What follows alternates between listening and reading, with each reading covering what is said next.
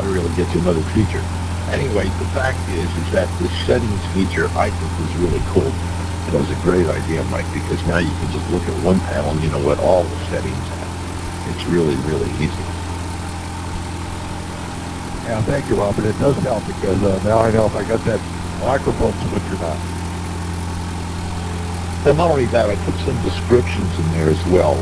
So if you click on an item or pass your mouse over the item, it tells you what it's for, what it does, kind of thing.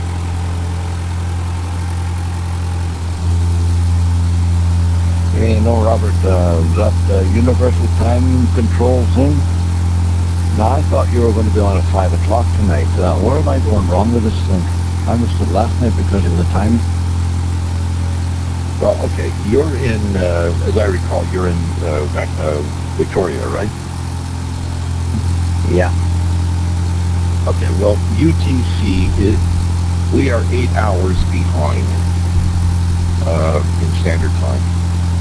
And so, if they say the flight is going to be at 8 p.m., that's noon our time. Just subtract 8.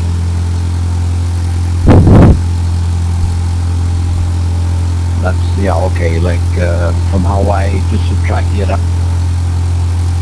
Well, no, the flight time is based on the flight time, UTC, irrespective of where the flight is.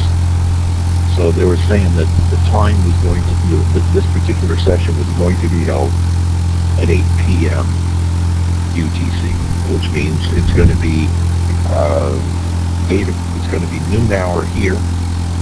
It's going to be 7.